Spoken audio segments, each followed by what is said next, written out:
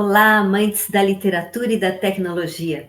Meu nome é Guine, sejam bem-vindos a mais um episódio do podcast Metavila Literária, onde a magia das palavras encontra a inovação do metaverso.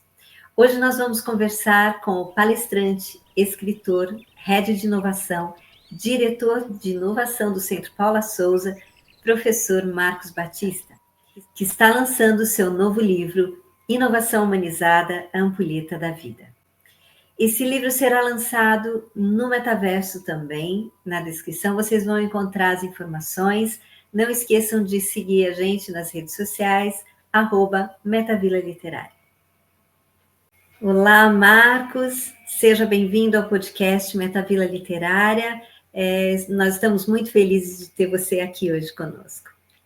Eu que agradeço o convite, uma honra fazer parte desse projeto. Muito obrigado. Obrigada, Marcos. Você tem uma experiência muito grande em design, inovação, negócios e empreendedorismo. O que levou você a focar na perspectiva humanizada da inovação? Eu acredito que foi um certo incômodo, né? Eu não aguentava mais o discurso e pouca prática do que falavam. Era muito mais uma conveniência do que consciência sobre todas essas questões que envolvem hoje o humano no centro do desafio, uma governança social e ambiental. E esse meu incômodo por um certo discurso me levou a falar muito mais sobre a realidade. E as questões que eu deixo aqui para o nosso público, né, que eles olhem para a realidade e façam a seguinte pergunta: em que mundo nós vivemos? É o mundo da verdade ou o mundo da mentira? O mundo do amor ou o mundo do ódio? O mundo da profundidade ou o mundo da superficialidade? O mundo onde valorizamos mais os humanos ou os robôs estão se humanizando? O mundo onde a gente está realmente vivendo ou sobrevivendo? O mundo da realidade ou o mundo da ilusão? O mundo da consciência ou o mundo da conveniência? O mundo do coletivo ou o mundo do individualismo? Com essas questões, né, o que eu levo para o lado da humanização é de que a gente precisa construir as coisas muito mais por meio das ações e não das teorias e dos discursos. E o que me levou foi essa causa, né? Foi um propósito maior. E qual a causa? Eu tinha esse incômodo e eu precisava levar uma alternativa. E essa alternativa, ela tinha que mudar a vida das pessoas, né? Tanto profissional quanto pessoal. Mais do que isso, para que essas pessoas tivessem regras do que elas topam fazer e que não topam fazer de jeito nenhum, e principalmente potencializar as suas virtudes, as suas armas, né? Porque, conforme eu falei, o nosso incômodo, né, e muito do meu incômodo, quando as pessoas falam, por exemplo, de governança social e ambiental, empresas responsáveis, é mais pela conveniência de um certificado ou a consciência de uma ação? Né? Quando a gente fala, por exemplo, né, do metaverso, das tecnologias emergentes, essa tecnologia é o meio ou a finalidade? Porque a finalidade tem que ser o ser humano. Né? Quando a gente fala de novos trabalhos, novos formatos de trabalho, fala principalmente do híbrido, de uma coisa mais digital, é só para uma conexão de velocidade, de capacitação ou de aprendizagem, né, como cidadania? O aprendizado, quando a gente fala do aprendizado de educação continuada, é mais o interesse que eu tenho de crescer na minha carreira ou um autoconhecimento de crescer enquanto caráter, uma evolução do ser humano? Né? A saúde mental... Eu já tenho várias perguntas dentro disso que você está colocando, Marcos. Desculpa te interromper. Só para concluir, É muito mais por essa questão, né? O meu incômodo veio diante de tudo isso. Eu via que era muito mais conveniência do que a consciência. Que perfeito. E num mundo cada vez mais digital, você estava colocando, né, as questões da tecnologia. Como que a gente pode garantir que a tecnologia vai estar em função da humanidade e não o contrário? Olha, primeiro que assim, a humanidade precisa parar de reclamar, tá? O que eu quero dizer com isso? O nosso histórico, enquanto ser humano, é de culpar as inovações pela nossa própria degeneração e extinção. Então, está na hora de a gente decidir, né, não nos reduzir apenas às reclamações. É óbvio que, com certeza, né, com todas essas mudanças, haverá aí uma desorientação avassaladora à medida que a gente luta para se adaptar às mudanças que ocorrem, na verdade, muito mais rápido do que a nossa capacidade de processar tudo o que está acontecendo. Mas, só para pegar um gancho aí e explicar, justificar toda essa questão, é que a tecnologia, ela avança bem e vai muito bem, obrigado. Mas e a sociedade, e o ser humano? Né? O que a gente está produzindo nessa tal economia da atenção, onde essas empresas, que são as mais valiosas do mundo, disputam a tapa a nossa atenção, o nosso tempo. Né? Então, nós saímos de uma sociedade disciplinar, de uma modernidade sólida, onde as relações eram sólidas, os formatos eram iguais, a gente trabalhava muito sobre a questão da disciplina, da obediência, e a gente tinha como imunidade a negatividade. Ou seja, horas, Marcos, se você se formou e virou especialista em apertar botão, continua apertando o botão. É aqui que você conhece. Para que você tentar conhecer um outro universo, né, diante de uma barreira? Então, eu trabalhava sobre o aspecto da negatividade para ficar com a minha imunidade.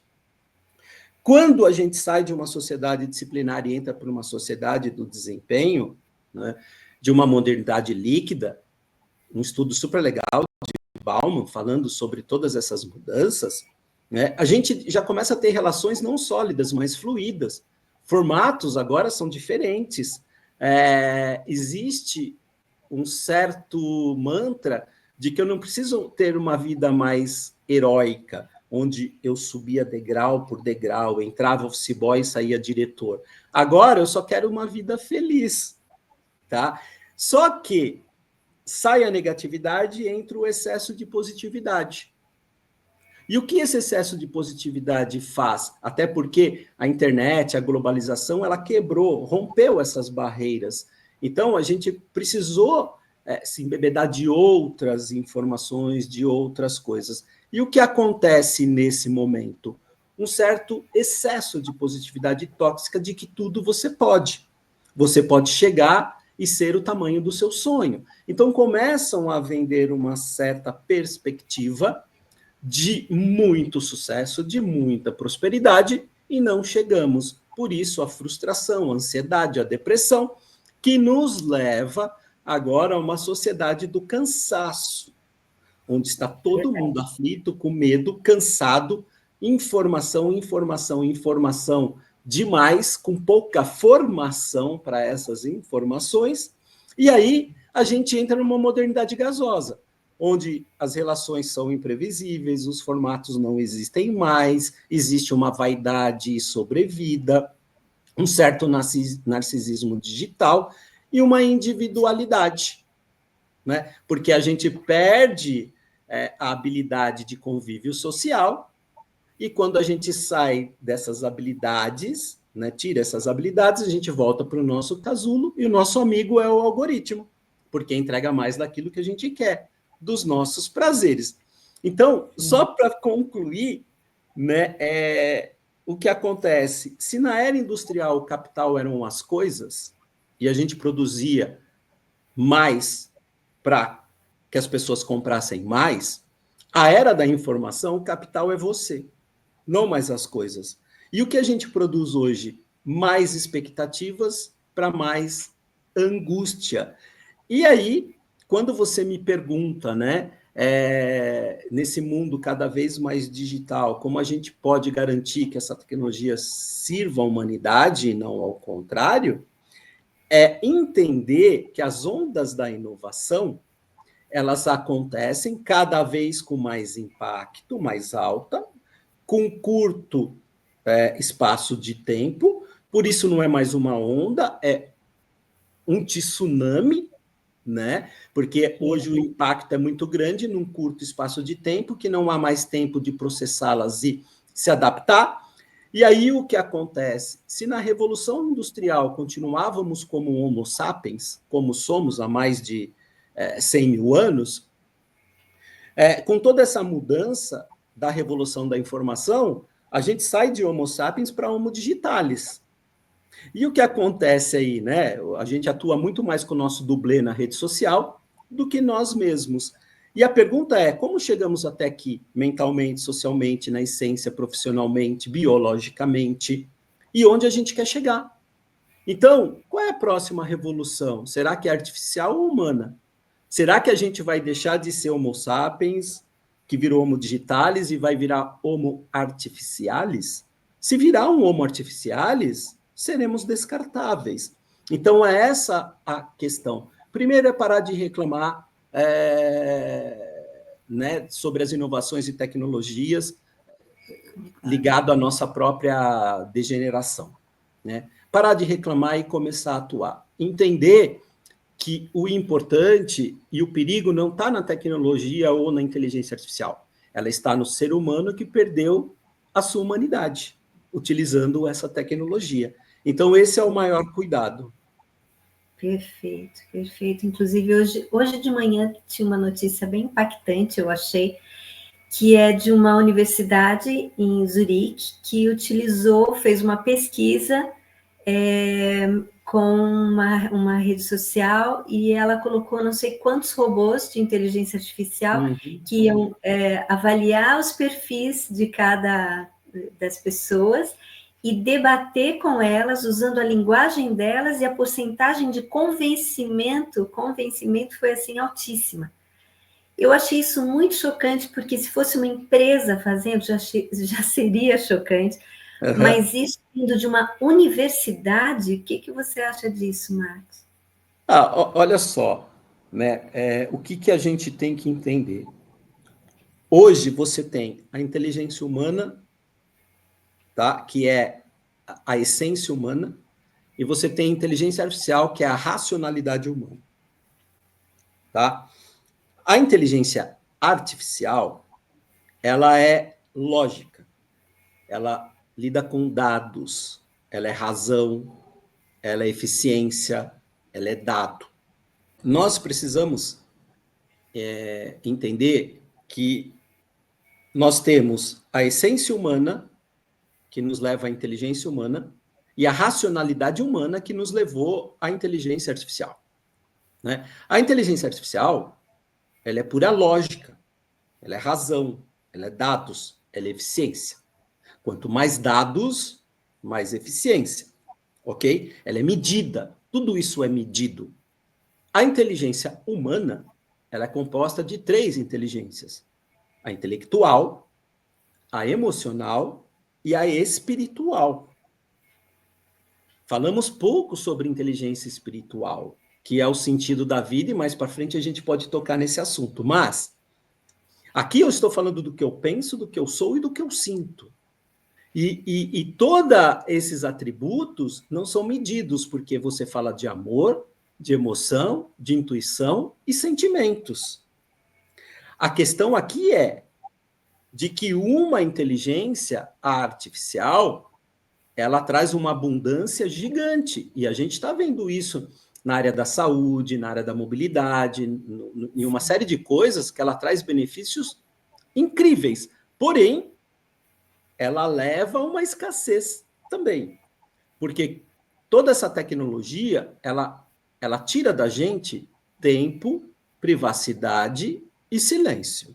Quando você tira isso das pessoas, o que acontece? A gente acaba não se reconectando com nós mesmos. Então, você começa a ter uma escassez humana, das virtudes humanas. E aí, a resposta é que a convergência dessa tecnologia, ela não está só mudando a forma como trabalhamos ou vivemos. Ela está redefinindo o que significa ser humano. E é por isso, né, que toda a jornada do meu livro, ela mostra que os nossos CEOs, as nossas empresas, já estão se adaptando às tecnologias de inteligência artificial, cada vez mais investindo em capacitações, em projetos, em descobertas. Agora, precisa ver o quanto a gente está investindo no desenvolvimento de seres humanos melhores para a utilização disso. Então, enquanto o ser humano está se robotizando, o robô está se humanizando. Então, está havendo uma inversão. Por que não a principal IA ser a inteligência ancestral? Tá? Porque a gente ainda tem esses atributos como emoção, como criatividade, como intuição, como sentimentos, que são importantes, mas acabaram se perdendo no meio do caminho. Por isso, a reconstrução não é de tecnologia, não é de cidades. A reconstrução é do ser humano. Prepará-lo para que ele seja um antifrágil, mais forte aos infortúnios que aparecem na vida, mais forte e com sensibilidade na utilização de tecnologia. Então, é um pouco disso que eu trago no conceito do livro. Do livro. E você fala em ampulheta da vida. Essa é uma metáfora, como que ela pode se conectar a essa busca de um propósito? Porque você falou a questão de buscar propósito, também uma das coisas na sua primeira fala, e também como que essa inovação que não tem um propósito pode afetar a gente nos dias de hoje? Olha, essa pergunta é muito interessante, até porque na capa do meu livro tem uma ampulheta. Né? A capa do meu livro, ela traz alguns símbolos importantes. Né? Uma ampulheta que está na terra, em contato com a água, com o ar e com o sol. A gente está falando dos 4 elementos vitais para que a vida aconteça. Né? E aí, eu trago todos esses elementos vitais como o caminho e o conceito para um ecossistema de inovação. Bom, e qual é a relação dessa ampulheta? Porque toda essa minha inovação mais humanizada, ela começa em maio de 2021, quando eu pego o vírus da Covid. Em 3 dias, eu fico com 80% do meu pulmão acometido e eu tenho que ir urgente para um hospital. Por sorte, um anjo apareceu na minha vida, uma doutora que cuidava de tratamento de pessoas com Covid, né, e tratou de uma aluna que eu tive no MBA que me indicou. E no contato com ela, quando eu liguei, ela entendeu o meu estado, ela pediu para que eu fosse para o hospital onde ela estava com o máximo urgência, porque eu não conseguia mais falar. Eu não conseguia mais dar 2 passos que faltava um ar. E eu fui para lá. Quando eu cheguei lá, ela já estava me esperando. E no primeiro momento, eu olhei toda a enfermaria cuidando dos pacientes com Covid, parecia um campo de concentração, parecia um lugar lotado de pessoas sendo atendidas na maca, na cadeira, onde estavam. Né? Não tinha mais capacidade um hospital de cuidar de tantas pessoas com o vírus. E não tinha mais leito, nem de UTI, nem de nada.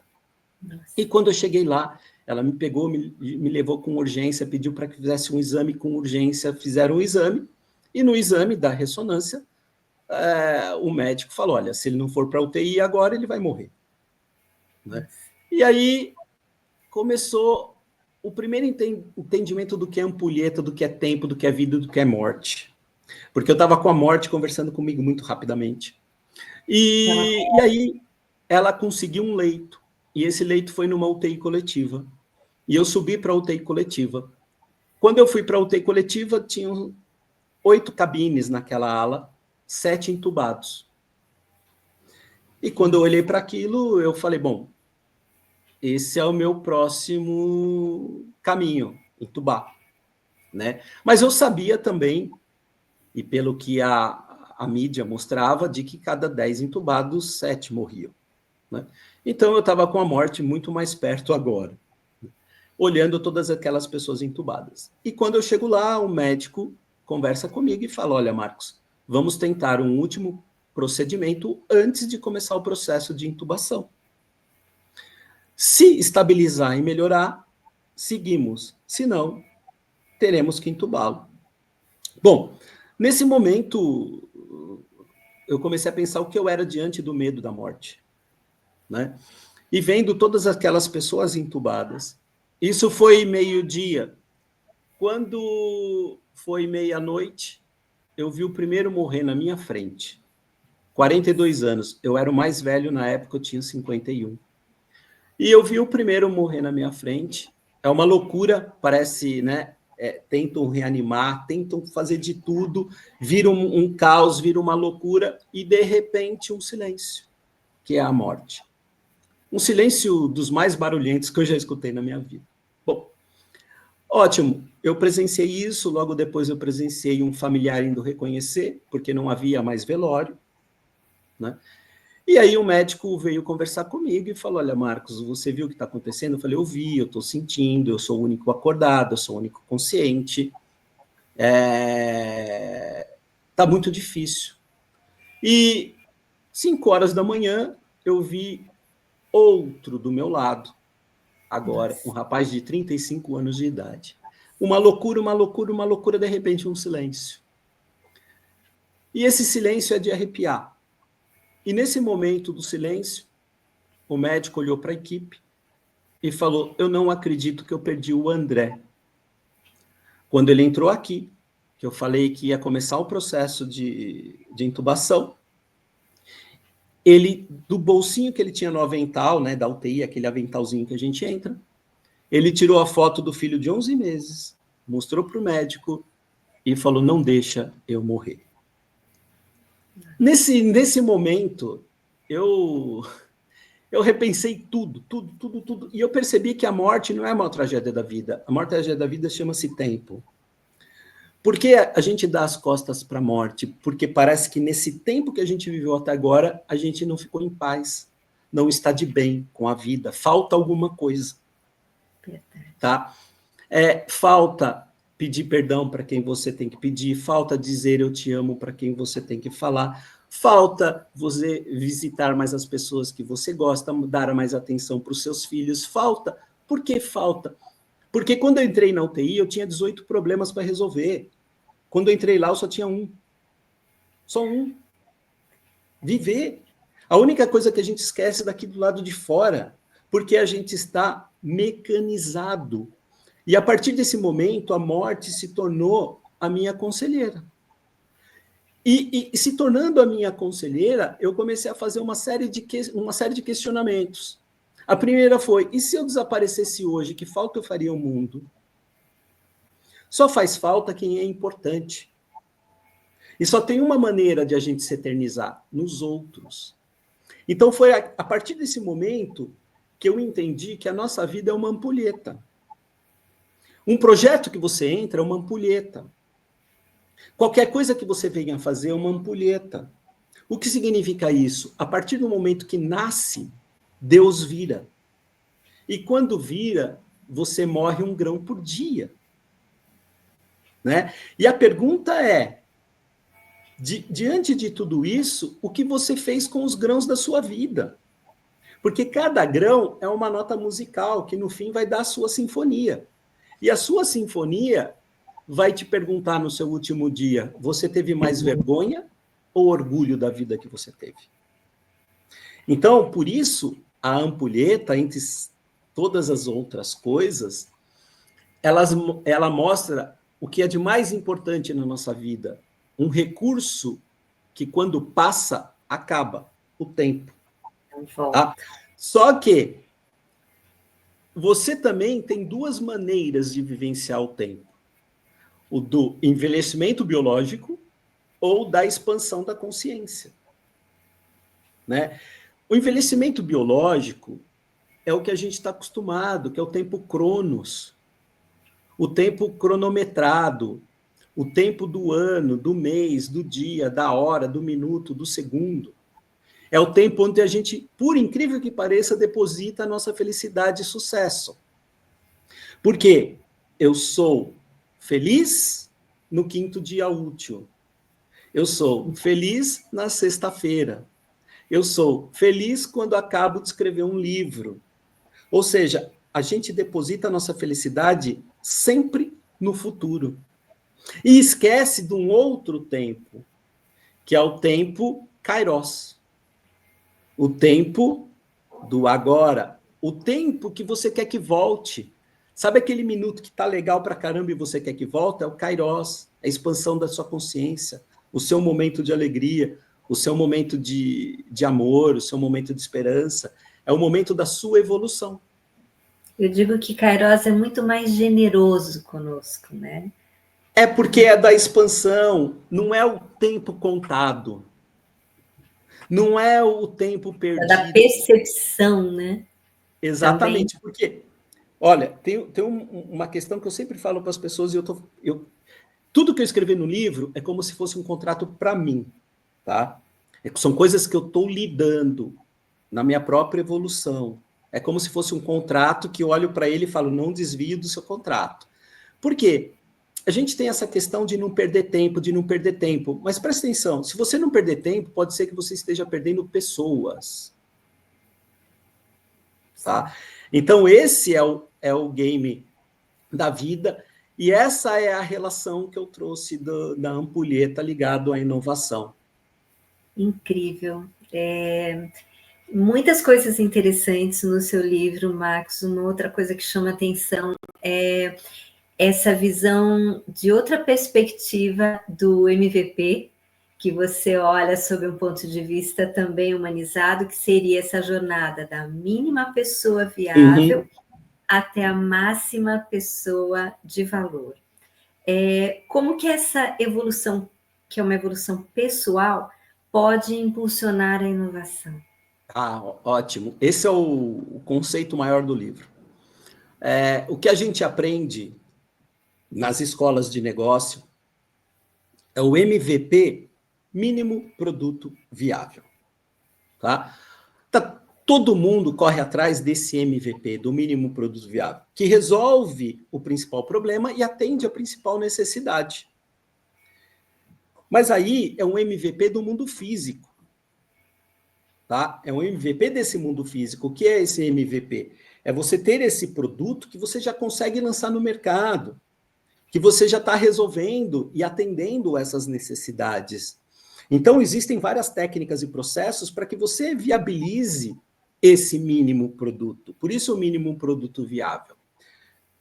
A minha tese no livro é de que antes de desenvolver o mínimo produto viável, a gente precisa desenvolver uma mínima pessoa viável.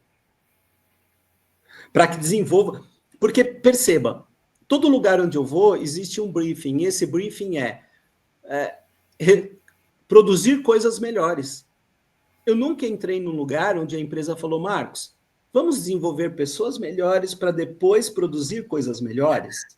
Eu nunca vi isso na minha vida. Né? Então, a questão da mínima pessoa viável, né, é quando você é a busca pela verdade. É quando você é adaptável às mudanças. E você não está mais no mundo físico só, você entra no mundo espiritual. Porque o mundo físico é estável. Ela tem uma certa estabilidade. O mundo espiritual está em movimento. Então, o que acontece? Para se tornar uma mínima pessoa viável, aí é um exemplo meu, eu fui buscar o sentido da vida, o sentido do existir, né? Porque a gente não se pergunta por que eu existo. E eu fui buscar na ciência, fui buscar na religião e fui buscar na filosofia. O existir. Né? No biológico, na crença e no amor ao conhecimento.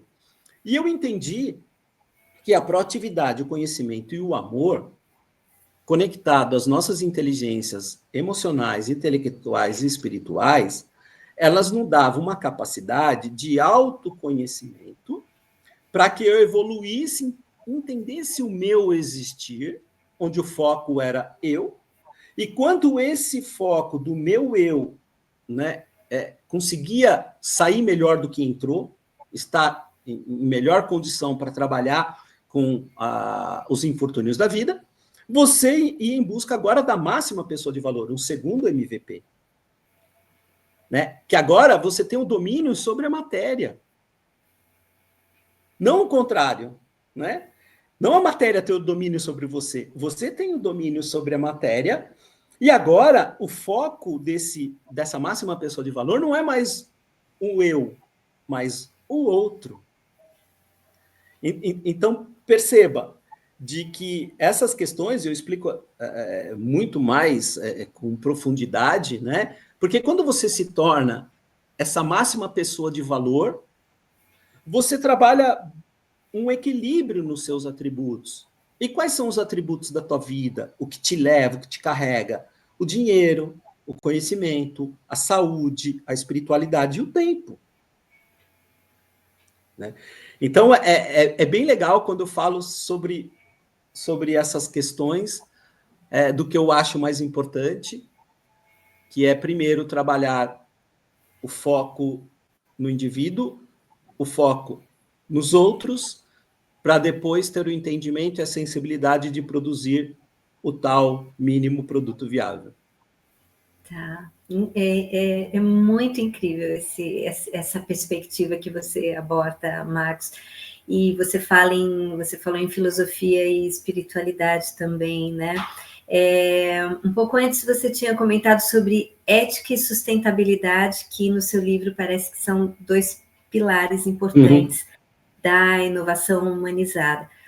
Qual dos 2 você acha que hoje em dia é o que está mais em falta no desenvolvimento de novas soluções e negócios?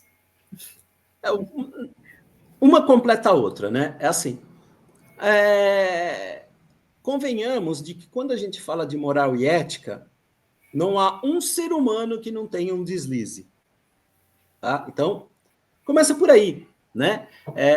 Em um mundo cheio de incertezas, um mundo do caos, um mundo onde as pessoas já nascem em meio a esse caos, elas vão buscar em alguém ou em alguma coisa algo que te proteja, algo que entregue uma receita, algo.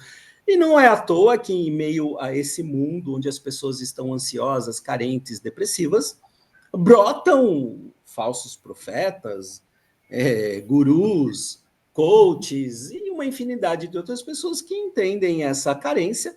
Alguns agem meio essa moral e ética, outros viram as costas para essas coisas. Mas todo mundo está aberto a deslizar na sua moral e ética. Né?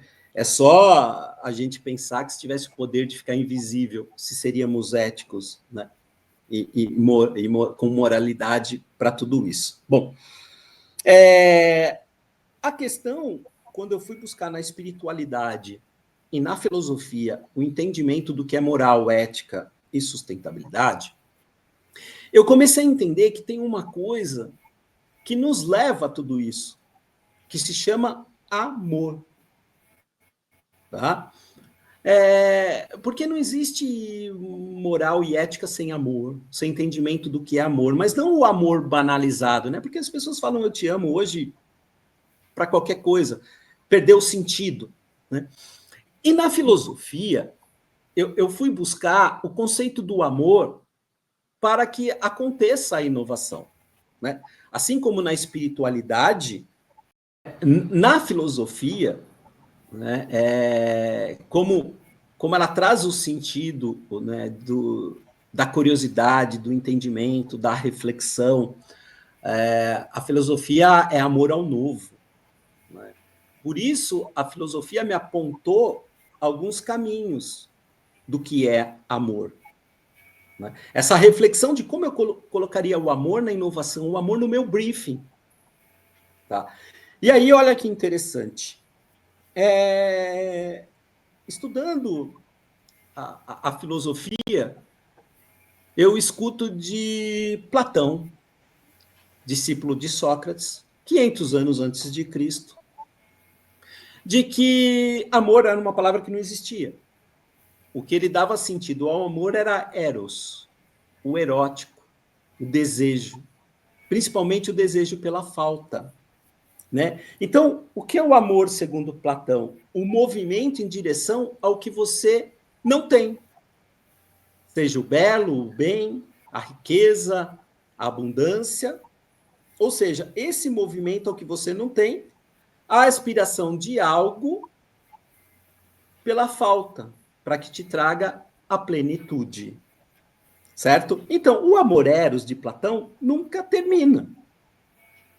É o eros, é o amor da nossa economia. Você sempre vai procurar algo que lhe falta. Né? Por exemplo, a minha filha mais nova, a Júlia, ela amava o iPhone 10, não ama mais. É o 15. O 10 é um amor jogado dentro de casa que não vale mais nada. Um amor passageiro. Porque você sempre vai sentir falta de algo e a vida inteira vai ser assim. Esse é o amor da nossa economia. Só que Aristóteles, colega de Platão, discípulo de Sócrates também, fala, mas espera aí, existe um outro amor, o filia, o amor da amizade, filia, o amor em movimento ao bem mútuo, né? Exige a presença do outro, o amor da família, a alegria que nos une, né? Ou seja, ambos crescem, ambos se complementam, porque essa alegria, essa filia, ela traz a conquista, mas agora é relevante e percebida. Não só pela falta, não só aquele desejo que algo que me complete, sabe?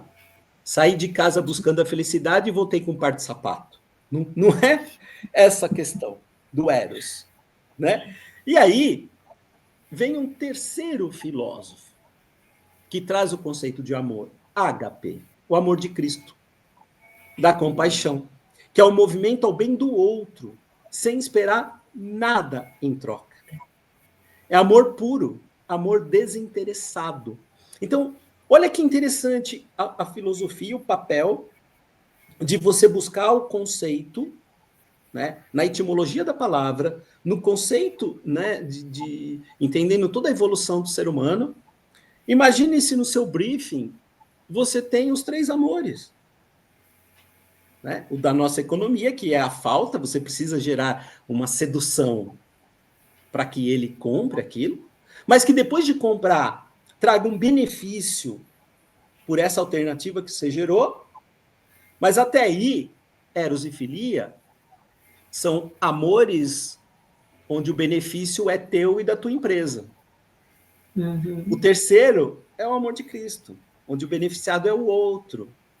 Tá? Então, olha que interessante, porque quando a gente fala de inovação, a gente fala de amor. Amor é o novo. Quando a gente fala de propósito, a gente fala de amor. Propósito é amor e sentido à vida. Quando a gente fala de filosofia, a gente fala de amor. Amor ao conhecimento. Então, são essas três que levam a única inovação digna de deslumbramento e admiração, a inovação do ser. O resto, por vezes, pode ser passageiro e superficial. Perfeito, nossa, incrível, Marcos. O livro, ele me passa assim que ele é para muitos públicos, não, Marcos? Não existe um público específico. Olha, é para empreendedor, é só para quem foca em inovação, é para negócios. Assim, eu acho que ele é para o ser humano indistintamente. Isso. Hoje eu tenho alguns projetos do livro. Um deles é o desenvolvimento de novos líderes, né, a partir do projeto do livro. Né? Mas eu também tenho projetos que tragam um propósito maior para os seus colaboradores dentro da organização. Né? Outros que já leram meu livro, né, falam que ao final trouxeram uma reflexão sobre existir, sobre a evolução dele mesmo, né? porque no livro ele traz cases, a minha história de vida, né? A pessoa não percebe que é a minha história de vida, mas como eu disse, ali estavam todos os meus traumas, crises, medos, anseios, que é o de todo mundo. Perfeito. Eu queria fazer uma pergunta específica para você com relação ao metaverso, afinal a gente vai ter esse lançamento que muito nos honra no nosso Café Literário, lançar o seu livro lá, passar esse podcast lá. E o metaverso ele é um espaço hoje de muitas possibilidades, a gente está fazendo um trabalho ligado à literatura lá, e eu perguntaria para você quais os cuidados que a gente precisa ter ao desenvolver um espaço imersivo em ambiente virtual para que ele seja benéfico para as pessoas. Olha que interessante, né? A tecnologia ela é fantástica. A tecnologia ela é linda, ela desenvolve coisas fascinantes e maravilhosas. A pergunta é, a serviço de quem? Para acesso de quem? Né? Então, toda essa tecnologia fascinante, ela é interessante se ela proporciona uma interação com o ser. De alguma maneira, você não fica só na Matrix, sabe? Porque quando você entra no metaverso, você também tem o direito de escolher a pílula azul ou a vermelha. Igual Matrix. O campo só da ilusão ou o campo da realidade. Se eu tenho uma ferramenta que proporciona interação com o ser, que em algum momento se conecta ao ser humano, bingo, você tem uma tecnologia que te traz um benefício. Né? Porque imagina que legal eu andar num ambiente virtual, né? Que eu caminhe por onde eu queira, né? Que eu tenha as informações muito mais rápidas, né? Que eu tenha todas essas questões de dados, de interesse, na palma da minha mão. Mas que, por um minuto, eu tenha a sensação, né? Do sentimento, da emoção, do contato com outro ser humano. Né?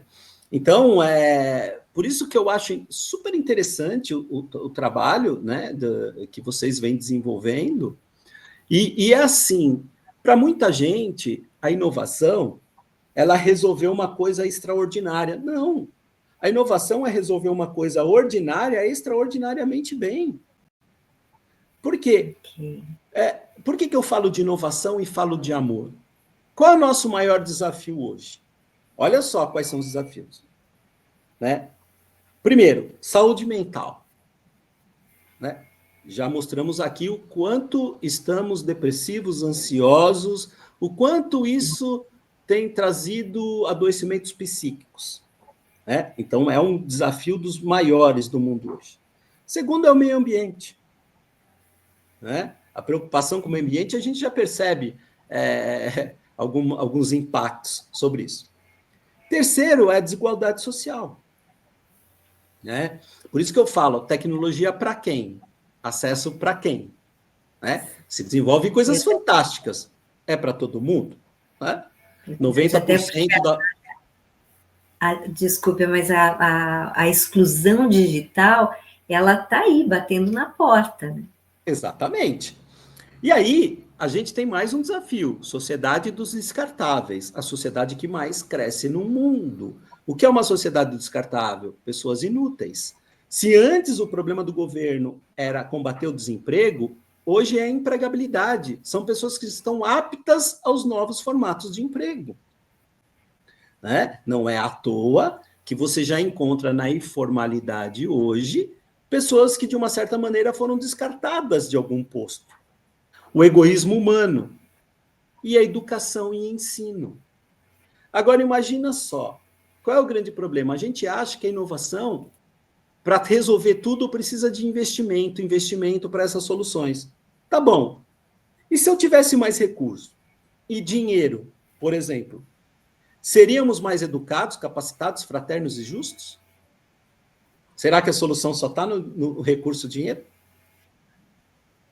Então, essa é um pouco da questão. E de verdade, eu acho que vocês aí da Metavila,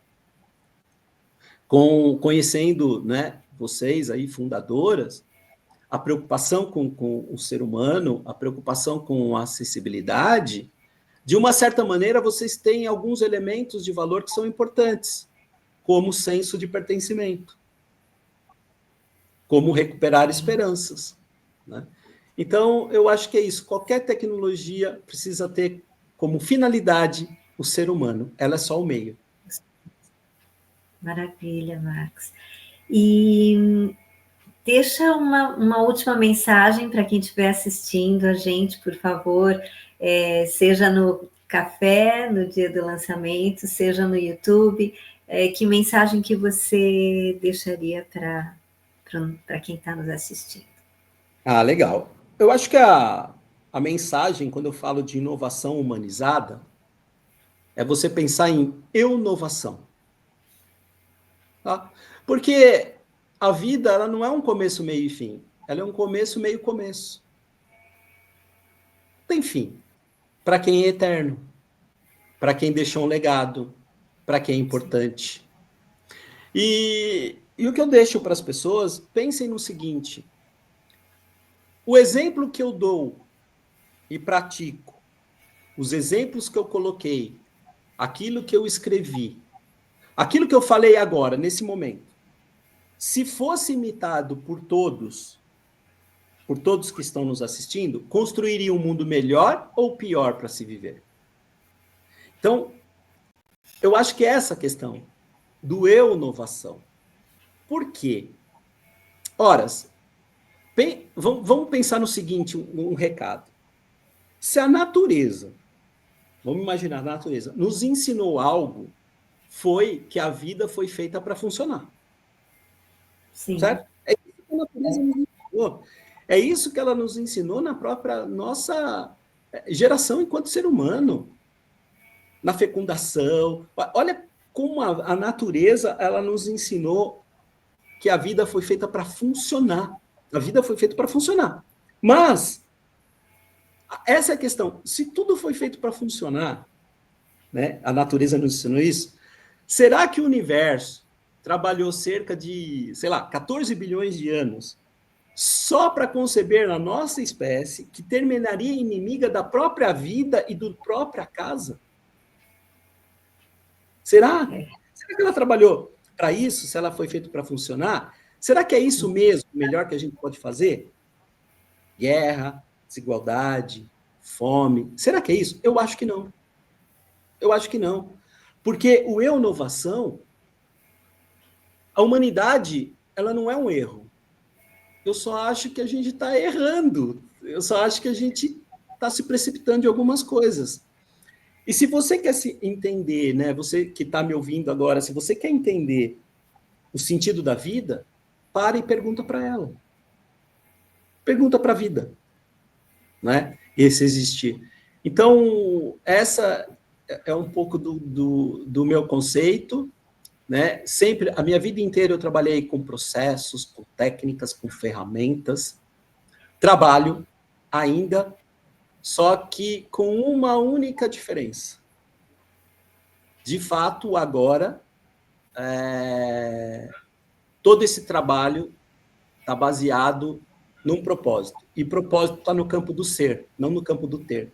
O propósito é de como as pessoas vão sair melhores do que entraram. Então, esse é o conceito, essa é a nossa existência, esse é o sentido de um incômodo, e esse incômodo gerou o livro por meio de uma causa, e espero que ele seja a alternativa para transformações de pessoas. Esse é o meu recado. Objetivo. Olha, Marcos, primeiro parabéns pelo livro, porque é incrível essa perspectiva toda, o como surgiu esse livro. Então eu acho que ele traz uma profundidade muito grande, né? Porque vem dessa experiência toda sua, não só desses anos todos, né, de profissional, mas da experiência, a vivência que você teve em 2021. E muito obrigada pela confiança, por estar aqui com a gente nesse projeto, por estar lançando o livro também no Metaverso e entender que a gente está buscando, de fato, um espaço que possa ter uma interação, que as pessoas possam ir lá e se encontrar e procurar temas que interessem, temas afins, temas para evoluir. E é uma honra imensa para nós ter você lá, lançando seu livro, e ter você aqui no nosso podcast. Muito obrigada. Eu que agradeço, espero por todos no lançamento, né? Acho super interessante o projeto de vocês, que trabalha essa questão do pertencimento, né? Que envolve as pessoas, que dão acesso, né, a mais profundidade nesse mundo de tanta superficialidade. Então, eu que agradeço vocês confiarem para que eu pudesse estar aí no Metavila, para que eu pudesse fazer parte desse projeto. Obrigada, Max. E avisando o pessoal, olha, vai estar aqui embaixo na descrição links, vai estar várias informações do livro do Max Batista, Inovação Humanizada. Eu agradeço a todos, até o próximo episódio. Tchau, tchau.